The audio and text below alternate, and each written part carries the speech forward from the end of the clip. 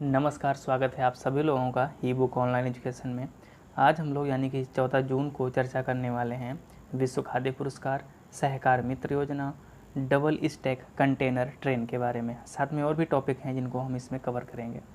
तो सबसे पहला टॉपिक आपका आता है विश्व खाद्य पुरस्कार। देखो नाम से ही लग रहा है खाद्य पुरस्कार, यानी कि इसका वितरण जो है कहीं ना कहीं खाद्यान्न को लेकर से संबंध रखता है। या तो कृषि के लिए दिया जाता होगा या खाद्यान्न उत्पादन के लिए दिया जाता होगा।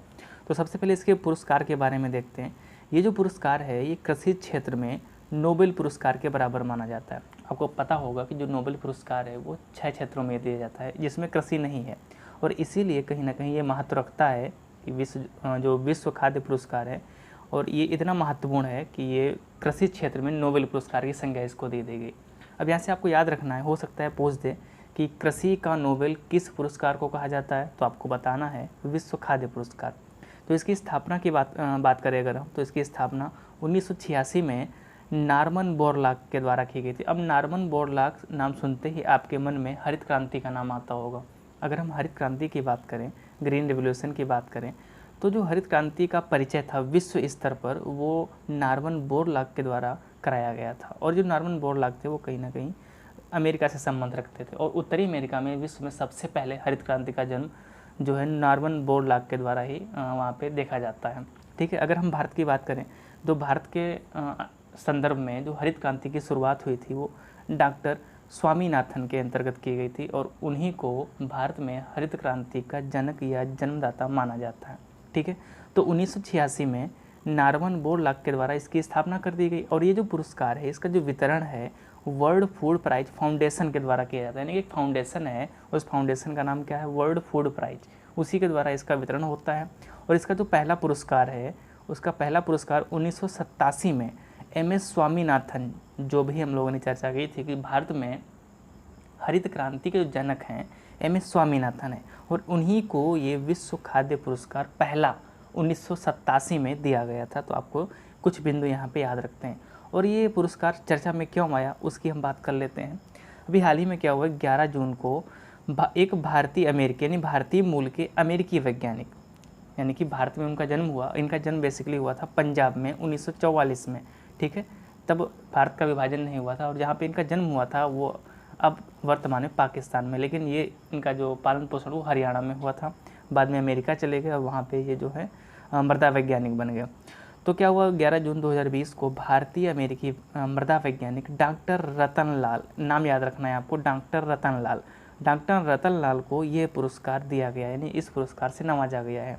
इन्होंने खाद्य उत्पादन को बढ़ाने के लिए, भाई मुर्दा नहीं है ये मृदा है, ठीक है, इसको आप सही कर लेना, मिस्टेक हो गया यहाँ पे, मृदा केंद्रित दृष्टिकोण को विकसित किया। अब यहाँ पे इसका मतलब क्या है, मृदा केंद्रित दृष्टिकोण, यहाँ पे इसको समझते हैं। जैसे आप देखते होंगे गांव में वहाँ पे खाद बहुत डाली जाती है। ठीक है, खाद डाल के वहाँ की जो उर्वरा शक्ति है उसको त्वरित रूप से तो बढ़ा लेते हैं, जो आने वाला जो समय है वो बहुत ही ख़राब होगा उस मिट्टी के लिए, क्योंकि वहाँ की जो उर्वरा शक्ति वो ख़त्म हो जाती है। लेकिन जो रतन लाल जी हैं, डॉक्टर रतन लाल हैं, जो मृदा वैज्ञानिक हैं, इन्होंने कहा कि भाई अगर हम मिट्टी को अच्छा बनाएं, अगर मिट्टी में हम जैसे गोबर हो गया, जो यानी कि कंपोजिट खाद को मिला दें अगर, तो उसकी उर्वरा शक्ति बहुत ही बढ़ जाएगी।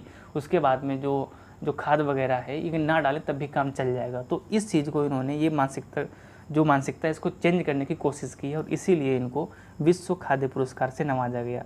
और आपको बता दें कि इसके अंतर्गत इनको $2,50,000 की जो इनामी धनराशि प्रदान की गई है। ठीक है, जो अगला सेगमेंट आता है आपका सहकार मित्र योजना है। तो सहकार मित्र योजना के बारे में अगर हम चर्चा करें तो एक प्रकार की जैसे स्कॉलरशिप होती है, तो कहीं ना कहीं उसी तरीके से योजना बनाई गई है। इसमें होगा क्या, जो युवा आपके कारोबारी हैं, जो बिजनेस में अपना पैर रखने जा रहे हैं, उनको कहीं ना कहीं ट्रेनिंग दी जाएगी इसके अंतर्गत। अगर वो कहीं किसी इंस्टीट्यूट में पढ़ना चाह रहे हैं तो उसके लिए यहाँ पे क्या वित्तीय सहायता भी, यानी कि इनको पैसा भी दिया जाएगा कि आप जाइए भाई और पढ़िए। अब इससे सरकार को क्या फ़ायदा होगा, क्यों पैसे खर्च कर रही है भाई, इससे फ़ायदा ये होगा कि भाई जितने भी युवा लोग आपके औद्योगिक क्षेत्र में आएंगे उतना ही उद्योग बढ़ेगा भारत का, और उद्योग बढ़ेगा तो रोज़गार अपने आप आएंगे। और जो मोदी जी ने आत्मनिर्भर भारत के अंतर्गत वोकल फॉर लोकल का नारा दिया था वो कहीं ना कहीं इससे बढ़ता हुआ दिखाई देगा। तो देखते हैं भाई, वही सब चीज़ें यहाँ पे लिखी हुई हैं। यह योजना देश के युवाओं के लिए एक इंटर्नशिप कार्यक्रम है।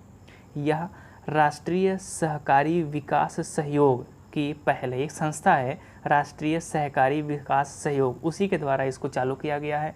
इसके अंतर्गत वोकल फॉर लोकल को बढ़ावा मिलेगा और इसमें अगर कोई इंटर्नशिप कर रहा है तो 4 माह के लिए उसको वित्तीय सहायता भी सरकार की तरफ से प्रदान की जाएगी।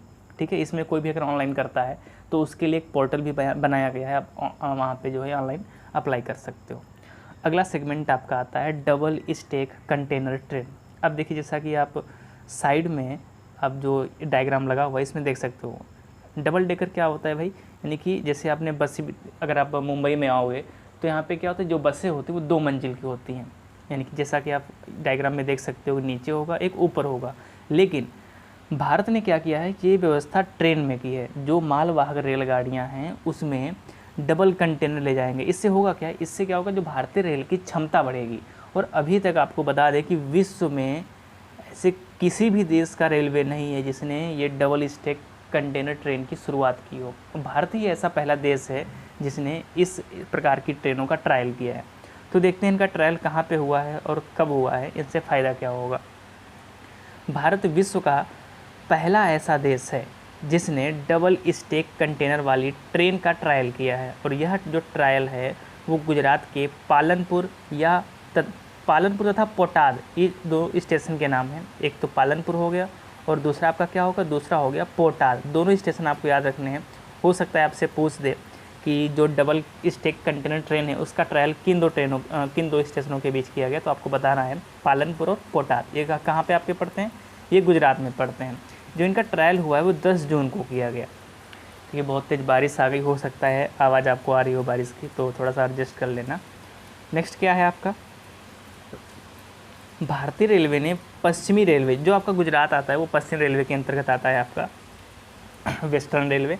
तो जहाँ पे आपका इलेक्ट्रिक रेलवे लाइन है, यहाँ पे विद्युतीकृत रेलवे लाइन है, वहीं पे इनका जो है ट्रायल किया गया है। अब आपको बता दें, जो रेलवे मंत्रालय का एक सेगमेंट है ग्रीन रेलवे, ठीक है।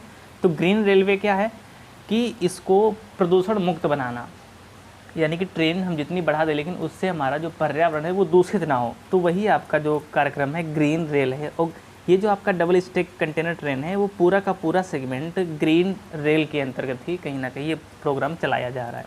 तो इसका जो मुख्य उद्देश्य है वो क्या है, भारतीय रेल की जो मालवाहक क्षमता है उसको बढ़ावा देना।